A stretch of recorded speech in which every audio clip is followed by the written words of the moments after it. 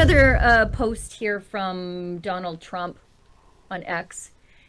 Back to calling Mark Carney Governor Carney. Again, Mr. Trump, you don't want all of this great country.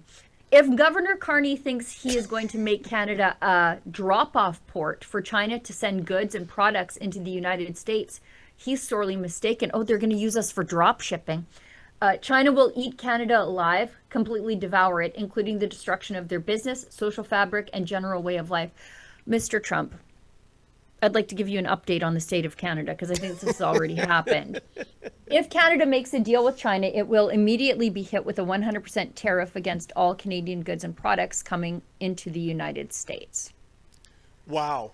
Which would be devastating, of course, Sheila. So I'm going to ask you to gaze into your political crystal ball here.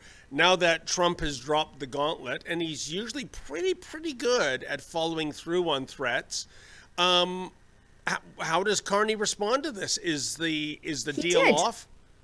He did respond to it. Efron, I know we might be putting you on the spot. Maybe it's down somewhere. But if you go on X, you can actually see somebody clipped the side by sides of Carney before Davos saying, "Yeah, with poor Scott Moe in that hostage proof of life video, where he said, "Yeah, we struck a deal with China, blah blah blah blah," and then Trump threatens tariffs, and then he said, "Well, there's no deal with China. I don't know where you got any of those ideas from. You, maybe, but."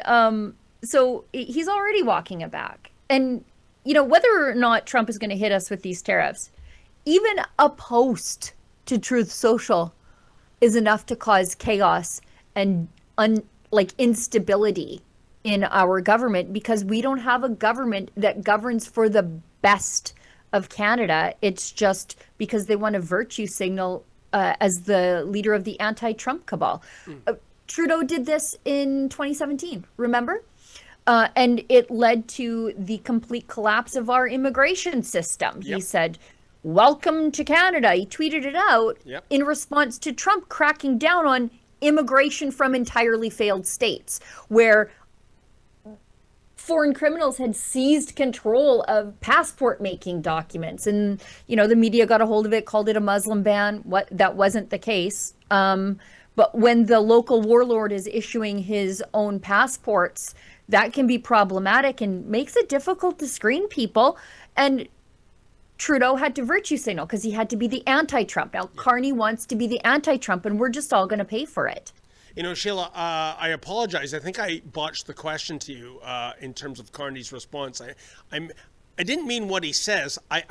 What I meant to say is, what do you think he'll actually do? Because what he says and what he does, they're two different kettles of fish. And we know one of the hot spots in this China deal, it's the 49,000 Chinese EV cars coming into the country. By the way, where do you buy those cars? What dealership network is going to sell those? And evidently, half of those cars have to be under 35,000, so thereby undercutting every EV on the market I know. And even as Carney and Premier Ford are investing tens of billions into EV battery plants. But Carney said that China, I'm paraphrasing here, they'll be investing in the Canadian auto industry. I am calling BS on steroids on that one. Sheila, the Chinese method is to manufacture within Mother China, export, export, export. Those cars will not be allowed into the U.S., at least under the Trump administration. So are you telling me that China is going to build a factory to manufacture EV cars solely for the Canadian market when 90% of the autos produced in Canada go right to the U.S.? Does anyone believe that's going to happen? No. And to answer your question, what's Carney going to do? Just more nothing. What has he done? What actually has he done? Besides constantly fighting with the Americans, what has he done? What has he built? What has he pushed forward? Really nothing.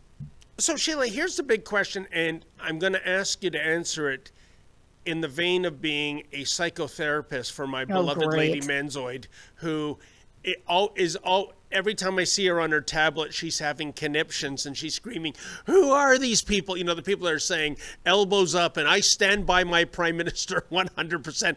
How are so many people buying this? There's no there. I don't know. I don't know. I'm an Albertan. I don't understand. And hopefully none of these people will be my problem in 2027. Yeah. You know, like every time Carney opens his mouth, a little baby separatist is born. You know, a separatist angel gets its wings every time Carney fights with the Americans. Like at the entire World Economic Forum, none of the leaders there said, we need to fix this with the Americans. They were all about fighting the Americans. But none of them have economies without the Americans. None of them thought we need to repair this. We need to figure this out. It was all about being confrontational and even antagonistic with the Americans, as Mark Carney found out in Trump's speech. And yet it is Canada that has the most to lose, Sheila. 'Twas ever thus. We had a great relationship, trading-wise, as well as other factors, with the United States. And for this fantasy of opening new markets, like, I don't know, getting into a trade deal with Qatar, which is now the world's biggest sponsor of terrorism now that... that Iran's busy killing its own citizens? Yes, that's right, there's no, I don't see the economic sense to this whatsoever. And no. I would suggest Carney, instead of globetrotting around the planet, get down to the White House and, make a deal and don't, put up this rhetoric that Trump does not respond well to. Because, Sheila, Trump's got all the cards. We have to be honest about that. Whether you like him, whether you don't like him, he holds all the cards. And in a negotiation, you have to be realistic. We don't have much to bargain with here. So why be antagonistic? There's no reason why we can't get along. We've gotten along for a couple hundred years. As I repeatedly say on the show, the single largest strategic, trade, and cultural relationship that the entire history of human civilization has ever known existed between Canada and the United States, and in 10 short years of liberals, it has been undone. No, why? Why did Eastern boomers trust Carney to fix it? I don't. Maybe they didn't. Maybe they just hate Americans, and that's the underlying ethos of their Canadianism, is just not being an American. Oh, you're right. They're, as much as I'm a proud American, Freudian, a proud Canadian, maybe a proud American in the years to come. But there has always been this level of snobbery, I would say, Sheila, like looking down upon the U.S. And I don't get what to look. I hate it. Yeah. I hate it. I hate it too. It so much. I hate it so much. It seemed to be part so much of the Canadian fabric with so many people. One another ex-posting from President Trump, quote, "The last thing the world needs is to have China take over Canada.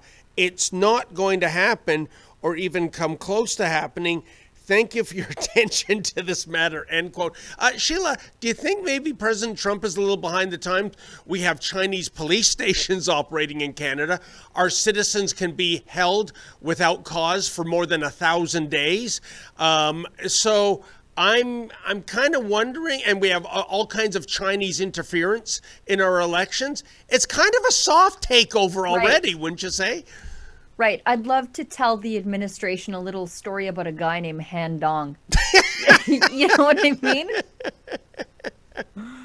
Oh, or the abduction plot of a conservative MP in the last election. We've got Mark Carney. This is the flip-flop I was talking about. So he walks out, about 2 weeks ago, and he says, we've got a deal done with China. It's going to liberate some canola tariffs. And it's good news because we're heading into planting season. And it was, frankly, but then came the electric vehicle nonsense. And then now we've got Mark Carney after Trump says, oh, yeah, now you're getting tariffs. You know what? Trump said something. Trump said something in response to the China deal that I know I've said to my kids before. And so I immediately recognized the tone when when somebody asked Trump about it, and he's like, "That's fine. They should do that deal. Yes, yeah, do it." And I Oh thought, yeah, oh, right after it right, happened. Yes. right. And I know I've said to my kids, "Okay, yeah, give it a whirl, see how it works out." And then they walk into the house 3 minutes later, just crying because they did something stupid and it blew up in their faces.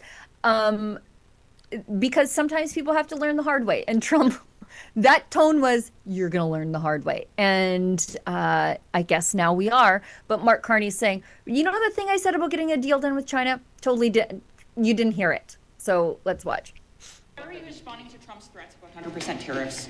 Well, the first thing is that Canada respects our engagements, our commitments. Il y a des engagements dans l'ACM. We have commitments under CUSMA that not to pursue free trade agreements with non-market economies without prior notification. We have no intention of doing that with China or any other non-market economy. What we've done with China is to rectify some issues that developed in the last couple of years. In many respects, we're going, to use the expression, back to the future with respect to EVs, with respect to agriculture, with respect to fish products and other food products, but with additional protections. So, for example, back in 2023, we didn't have a cap on the number of EVs. We didn't have a requirement for a large proportion of those EVs to be affordable, highly affordable EVs for Canadians. So it's entirely consistent with CUSMA, with our obligations, which we very much respect under CUSMA and will continue to work that way forward. Sheila, he lost me when he said "Back to the Future." What does he mean by that? Invoking the name of a beloved 80s sci-fi comedy. I don't care how affordable those EVs are, by the way. I'm not buying one. I'm never buying one. And David, would it work in today's weather in Toronto? Oh, wow. You'd be getting a real haircut on range. That's for sure. When it's like minus 14, lows of minus 25, all the snow, what have you. No, 100% Sheila. And, I mean, don't even get me off on a tangerine about EVs. I mean, you said Toronto. How much of Toronto is urbanized apartments and condos, underground parking? How many of those parking lots have chargers? They don't. Where do you plug in the thing? That's a huge problem, right? And for going out into a rural community, it's even worse. So I think EVs work for some people, but why not let the market decide? Right, exactly. They're out there already. Pardon me? We're not buying. The EVs are out there. Nobody's buying them for a reason. But the 2035 mandate is still in place, isn't it? Right, right. Which is a fantasy. Right. Yeah. Right. So, anyways, but what did I listened intently. Again, I still don't know what he said. Yeah. That's how I feel with all of his speeches. Like, I know the words that he's saying. English is my first language. Yeah. So I'm taking in the words, but I don't know what they mean in the order he's using them. I actually don't think they mean anything. Yeah, I'm having a flashback to the early 80s. The Toronto Maple Leafs smuggled a goalie out of Czechoslovakia by the name of Yuri Sira, could barely speak English. And then the Leafs got another Czech player, and I'll never forget, I think it was Dave Hodge was having an interview where Yuri Sira, who himself barely understands or can speak English, is acting as the interpreter. Anyways, the question and answer routine went as you'd expect, which basically the host was saying, what kind of car do you drive? And by the time it comes back in translation, the answer is, my curtains are green. Okay, yeah. So when I hear Carney, I don't know what I'm hearing here. I don't know. Right? Like with Trudeau, I didn't understand the social justice jargon. Like I knew the words that he was using independently, but in the order he used them, I didn't know because I don't understand social justice gobbledygook. And now with Carney, I don't understand this. I understand Trump because he always says what he means.